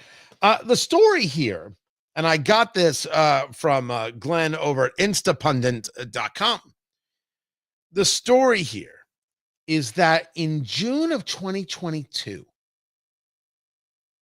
this woman basically chains herself to the net at Roland Garros. That's tennis, where they play the French Open.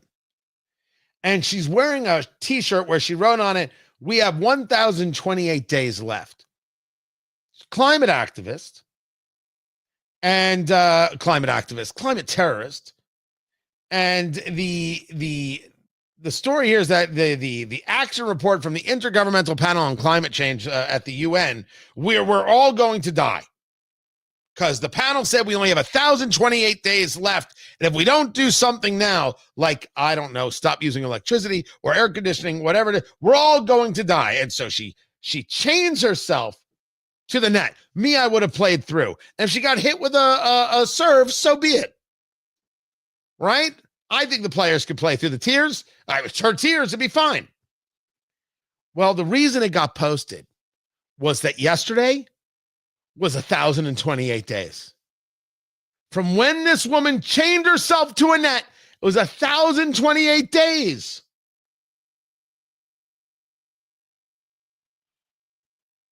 Here we are, still alive. We should at least acknowledge that these climate freaks, not actually caring about the environment, caring about destruction of our whole society, have always been wrong. This is Tony Katz today. Love that story. I love it so very, very much. At some moment, you got to be embarrassed, right? Some moment, you got to be like just ashamed of what you're doing. I want to know if this woman, 1,028 days later, looked around and said, well, they lied to me. They lied to me. Man, I'm sorry I ever believed that. I'm curious if any of them ever come to that realization. Or is there always something else? One other thing. Well, you see, what happened was it's a doomsday cult. The mothership is going to come for us on such and such a date and such a time, and then the mothership doesn't come.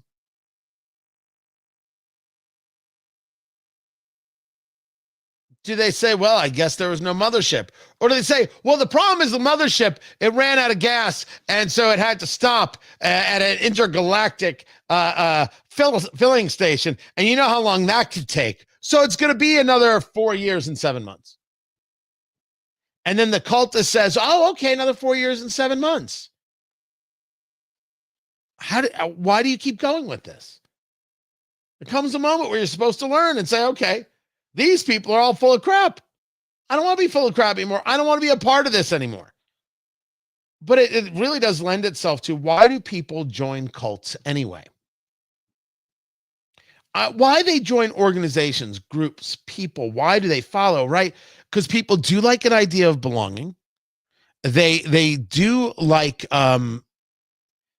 this idea of being connected. They want desperately to feel like they're a part of something. But even when it's dangerous to themselves, that's it. Now, there is a breaking story, which I'm not going to get to on the radio side today, because there's going to be more news. There's going to be more news, and whenever there is something like this, you take a breath, you take a beat, and you wait. A truck has crashed into a building in Boston's Chinatown. This was what looks like a Penske rental truck, which is on its side right now. Boston police confirming that the truck hit a building and several pedestrians. 4 people taken to area hospitals with injuries. There's not going to be enough information for us to be able to answer the serious questions.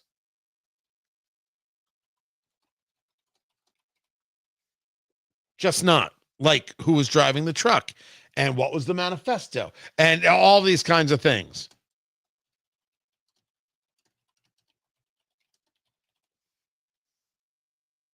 So that's happening, and I'll have more on that story tomorrow. Just going through your comments right there. We're going to let the radio show do its thing. I had an interview with Dr. Matt Will that's going to play on the radio show. It was just done by phone, so I don't have a video to share with you. Otherwise, I would. You've got questions, I've got answers. So ask away. Let me do my job. Let me answer anything I can for you. Be happy to do it. Also, this breaking: Israel has removed all tariffs on American products. Tariff Day is tomorrow, right? What President Trump has referred to as Liberation Day, where these tariffs are going to go in effect.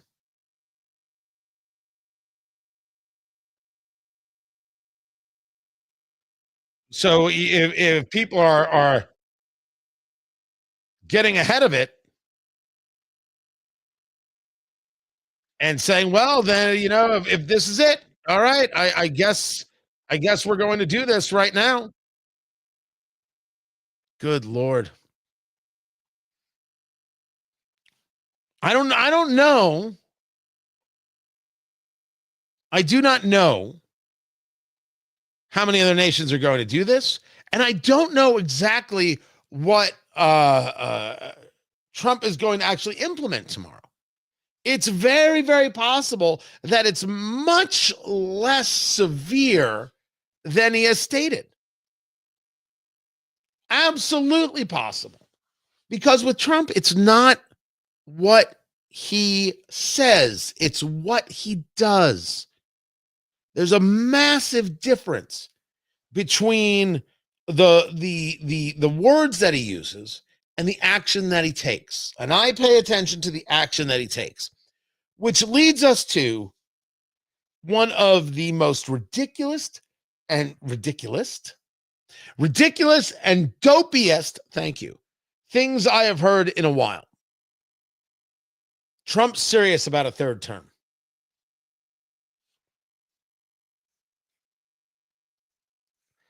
I can't imagine anybody believes this, is thinking about this, puts credence to this or value to this. There's no way for him to run for a third term. And if he was going to try and orchestrate something like Putin did with Medvedev, that means you would have to either have J.D. Vance run, win, and then Trump is president by proxy. Or you would have to have J.D. Vance run or somebody else run where Trump was running as the VP candidate and think that they were willing to get elected to be president and then resign.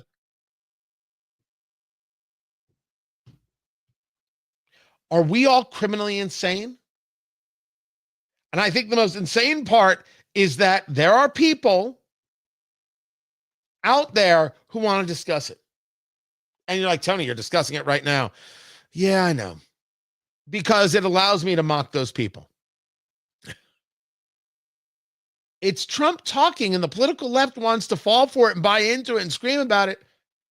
All right, it keeps them distracted. But why would you want to be distracted? You have, and you had, the story about Signal and Signalgate and the conversation that Hegseth and Michael Waltz and Marco Rubio and J.D. Vance all had about the Yemen attack. Right? That was going to be your story. That was something you would have you would be on the offensive on, and the Republicans would have to be on defense. And you screwed it up. You screwed it up because you took the bait about third term. You screwed it up because you kept destroying people's property regarding Teslas. You have no control of the party, no control of the people, no control of the messaging. You can't fight. It's why we discussed from the beginning that Hakeem Jeffries in the House, Chuck Schumer in the Senate, these are not wartime conciliaries. They can't fight. You can't fight if you can't focus. You can't fight if you don't have a subject. You just don't. But the left is still talking about this. Now, this did come up to me. I was on Newsmax yesterday about look at what they're doing. And I said, this is just silly. And if there's anybody on the political right, like, yeah, we're going to get Trump elected to the third term. I can't. Don't make me respond to these people, please. I don't want any part of it. It's just too silly for words. Caroline Leavitt actually did have a bit of a briefing today. It wasn't called, like it wasn't there on the list. Otherwise, I would have brought it to you. As I said, we've got the conversation with Dr. Matt Will, economist at the University of Indianapolis, coming up on the radio side. So I will bring this to you right here. So this is the White House press secretary, Caroline Leavitt.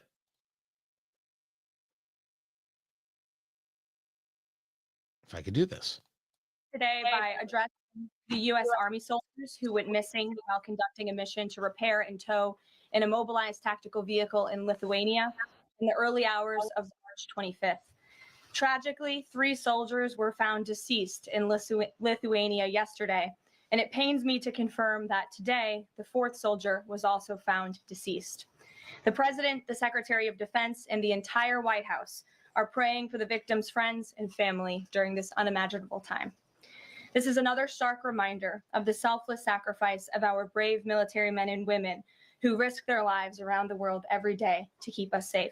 God bless them. On another note, at our southern border, there is more massive news. Southwest border crossings in March fell to the lowest level in American history, down 94% from March of last year under President Biden, when 137,000 illegal aliens poured across our wide-open southern border.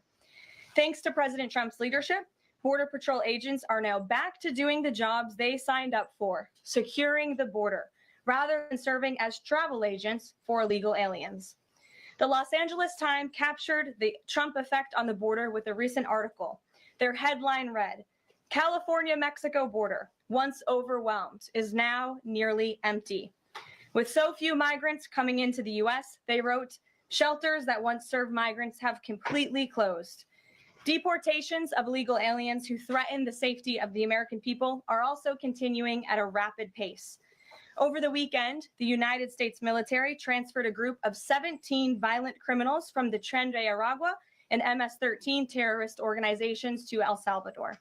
And an illegal alien who was released by the Biden administration into our country was just arrested in Georgia and charged with the horrific killing of Camelia Williams, a mother of 5 and grandmother. The suspect has now been indicted on charges of malice murder, felony murder, aggravated assault, rape, aggravated sexual battery, and necrophilia, which, for those who don't know, necrophilia is a sexual obsession with a corpse. With a corpse. She says it right. First of all, it's an ugly story. Good God. This is a great example of focus. This is the White House staying fully focused on the subjects that connect with America and Americans, protecting the border, safety and security. Look who we're getting out of the country. Look at the kind of people we're removing from the country. This matters. And the White House has not gotten off track. The White House has stayed focused. Trump and his team have stayed focused. And this is a better focus than the economy, because nobody has any clue at all how these tariff rollouts are going to affect things. By the way, the market has been nuts. So the market was down 400. Then the market was in the positives and is right now, as we speak, down 212. The NASDAQ is up 8. The NASDAQ was up near 200. So a conversation about the border is certainly stronger for the White House and much easier for Caroline Leavitt. Corpse. This suspect was ordered to be removed in July 2023, but the Biden administration allowed him to stay. This case represents the ruthless murderers, rapists, and pedophiles who Joe Biden and Democrats let into our country over the past 4 years through our southern border. They should have never been here in the first place. Keep this in mind the next time you see Democrats protesting future illegal alien removals from our country. President Trump is focused on fulfilling his greatest obligation, to keep the American people safe and to defend our country from violent invaders. Looking ahead to tomorrow, April 2nd, 2025, will go down as one of the most important days in modern American history. Our country has been one of the most open economies in the world, and we have the consumer base hands down, the best consumer base. Well, I guess talking about the economy is something they want to do. But too many foreign countries have their markets closed to our exports. This is fundamentally unfair. The lack of reciprocity contributes to our large and persistent annual trade deficit that's gutted our industries and hollowed out key workforces. But those days of America, beginning tomorrow, being ripped off are over. American workers and businesses will be put first under President Trump, just as he promised on the campaign trail. The president's historic action tomorrow will improve American competitiveness in every area of industry, reduce our massive trade deficits, and ultimately protect our economic and national security. President Trump's economic vision is rooted in common sense. America will offer companies the lowest taxes, energy costs, regulations if they make their products right here in the United States and hire American workers for the job. It's simple. If you make your product in America, you will pay no tariffs. The problem here is that not everybody can afford to do that. And the problem is not everybody necessarily wants to do that. And then there's a third problem. What if we don't make the product as well as other people? So this is the argument of Dr. Matt Will, economist at the University of Indianapolis, that Maybe other places are better at building certain things. This is not a conversation about whether or not we are good at it or not. But what if someplace else is better? What if the resources are closer by? What if there's a better opportunity for a different kind of workforce? Shouldn't the market dictate that would allow a lower price to then come to our shores altogether? Are we sure that by forcing that move, to the extent that people take it, that it's going to bring us the value? Now, Dr. Will also brings up something else, that we have more manufacturing now than we did 40 years ago, and maybe even longer. That we do manufacture, and we don't need more manufacturing jobs. I argue it differently. Just because we have more than we did doesn't mean that we have the amount that we should. When we decided somewhere in the 80s that we should be the service economy and we shouldn't build things, that was a mistake. It was an absolute mistake. We want to build things, and not everything needs to be high tech. I think it's okay if we build furniture. I think it's okay if we build things with our hands. Doesn't mean necessarily everything. Maybe some things aren't worth it for us. Maybe some things are better built based on economies of scale, based on resources, as I said, somewhere else. Let's take advantage of that. Again, I'm not a tariff guy. And you already saw that Israel is going to remove all their tariffs. Well, Israel could be playing a different game. We need the U.S. to help us get these hostages back. We need the U.S. to destroy the terrorist element. We need the U.S. to put an end to Iran and help us do it. Give us the hardware and the tools that we usually buy, but certainly they can give us to get the job and make it happen. It's better for them. It's better for us. It's better for everybody. So always remember that. What else are they trying to get accomplished is the question. What else are they trying to get done? It's different maybe for South Korea. It's different maybe for a whole host of people. And we should be aware of that. So I don't know if this works out well. I also don't know, even though she's touting tomorrow as the most important day, I don't know what it's going to actually give us. As we said, who knows what it is that Trump will actually do? We have already seen a number of the largest companies in the world respond to this economic approach. For example, Project Stargate, led by Japan-based SoftBank and US-based OpenAI and Oracle, announced a $500 billion private investment in the United States-based artificial intelligence infrastructure. Apple announced a $500 billion investment in U.S. manufacturing and training. NVIDIA announced it will invest hundreds of billions of dollars over the next 4 years in U.S.-based manufacturing. And the Taiwan semiconductor manufacturing company, TSMC, announced a $100 billion investment in U.S.-based chips and manufacturing. These are just a few of the investment announcements that have already been made, and it is clear that President Trump's America First approach is already working. In our new media seat today is Mark Halperin, the co-founder and editor-in-chief of Two Way, a new live video platform that builds communities around interactive conversations with leaders and content creators from every subject area. Mark and his colleagues welcome all voices into discussions that are spirited but respectful. They have over 37.5 million video views, over 3.6 million watch time hours since the platform began just last year. This is new media in its truest sense, allowing the people to ask questions, make comments, and be an active part of engagement on the most important issues facing the country and our world. With that, Mark, please kick us off and welcome to the briefing room. Thank you, Caroline. Appreciate it. I will ask you a question about tariffs and then one from one of members of our community about education. It's perceived by some that companies or countries, if they change their policies either before tomorrow or after tomorrow, can have the president alter what he's planning for that country or that sector. Is that a possibility? And if so, what factors the president consider in making those changes? Well, the ultimate change for these companies and these countries, Mark, will happen when they decide to do business in the United States of America. And as I just laid out, they will face no tariffs at all if these companies choose to invest here in the United States and to move their production and their manufacturing here to the United States as well. As for tomorrow, the president will be addressing the decades of unfair trade practices that have ripped our country off and American workers off. It has hollowed out our middle class.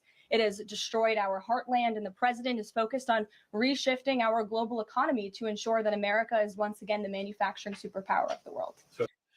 Now, one of the things, going back to Dr. Will, he asks a question. He goes, Trump signed a trade deal with Japan in January of 2020, January 1st of 2020. And that trade deal has been wildly successful. Why engage tariffs on Japan when you signed the trade deal with them? You negotiated it. You signed it. Why are you now changing a deal that wasn't even altered, I believe, during the Biden administration? Why? The blanket tariff conversation is the issue. These tariffs on things like cars are the issue. Trump's main argument is we're being taken advantage of. It has to end. His proof that his argument is successful is look at the companies that have come here. But when I see, for example, Peter Navarro saying that tariffs are a tax cut, tariffs are not a tax cut. That's just not true. I don't care how much you love Peter Navarro. That's just wrong. It's wrong. Well, I don't know why you would say it. So the idea that Japan has been ripping us off, it was a Trump negotiated trade deal. Now you're going to be implementing more tariffs this way. I think that they have a reason to say, why are you doing this to us? And there might be other countries who feel the same way. And not every country is going to simply say, no, all right, fine, no tariffs. Don't get me wrong. I don't want to pay a tariff. I don't want an American good more expensive. Don't want it. But are we cutting off a nose to spite our face with this level of aggression? And the answer is, I'm willing to give Trump the opportunity to try. We're going to see the result. Then we could make a decision.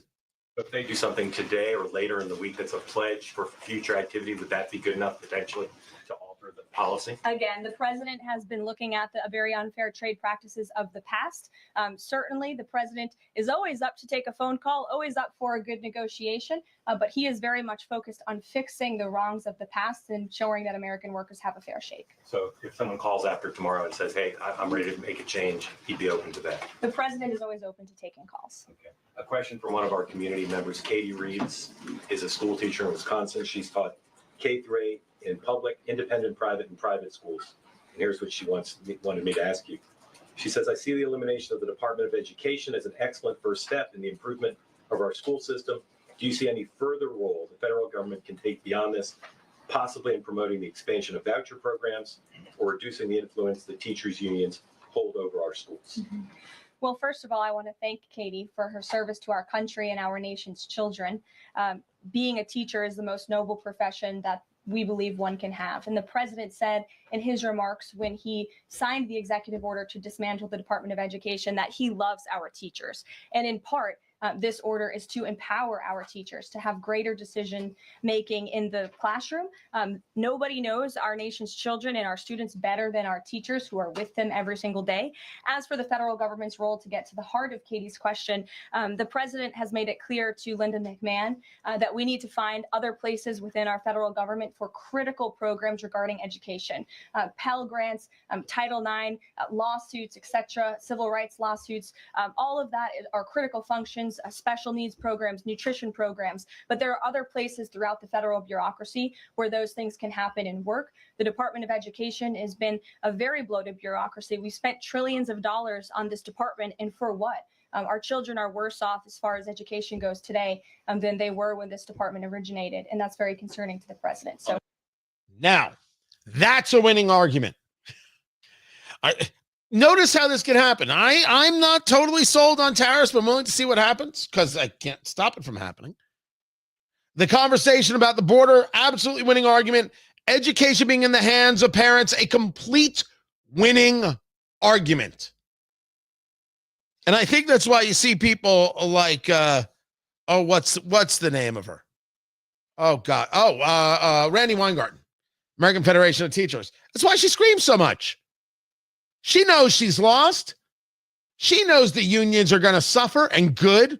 The unions need to be broken. Education in the hands of parents is better than education in the hands of ideologues. That is not to say there aren't good teachers. The good teachers are still going to have jobs. The ideologues just won't have the protection of the union that supports the ideology, and they shouldn't. Not at all. Well, parents can't educate children. We're the ones who are qualified. We've been trained. Your training is the issue. Claiming that you're trained is not an answer when your training is garbage. If we take a look at medical schools and say, well, we are the doctors, we're trained. Can we take a look at your training, please? If your training involves an oath to recognize that you're performing surgery on stolen land, your training isn't worth a damn. Those things don't matter. Getting out all of the cancer matters. Not cutting off the wrong leg if an amputation is needed. That's what matters. Your training is the problem, teachers. Your universities, the union set, that's all the issue. The idea that you believe you're allowed to take your personal self and express it in front of your captive audience of school children is the problem. Keep your personal. Teach math and English. That's it. And the only flag is the flag of the United States. If you're a history classroom, you can do all the names. Go right ahead. No gay pride flags, no trans flags, no thin blue line flags. American flag. Done. Simple. Easy. Basic. The Republicans have winning arguments. The Democrats have violence against American citizens and destruction of personal property. There it is. Now what Republicans need to do is take this message into 2026, win these special elections. We'll see how that goes. Focus on these stories. Look at how violent they are. Look how we want you to be able to decide what's best for your kid. Look how violent they are. Look how we're getting rid of violent illegal immigrants. Win the races by telling the story. Don't stop. And if we don't have those people in the Republican National Committee doing this and working the ground game, get rid of them. They got to go. You got to be focused. And right now, I think the White House is showing some focus. I think they're going to have some problems on tariffs, but they're showing the focus in these places and they're doing it right. It's nice to see the messaging working. And so much so working that only in the recesses of MSNBC are they talking about Signalgate. And I don't mind getting rid of Signal as a device utilized to communicate. If it's not safe, don't use it. Just that easy. Guys, I promised I would extend the live stream. I am doing that, but I'm out. I appreciate I got to get back to the show. I appreciate you, and my thanks to the good people at Flederman Von Riest. These are your watch people, and they're just terrific. And of course, as you know, boom, I'm wearing one right now. I'm soaking in it. This is the Einheit. They make a series of different watches over there at Flederman Von Riest. VonRiest.com. Get your watch at VonRiest.com, RIESTE, and use promo code CATS to get your discount. That is KATZ. Do that now. Do that immediately.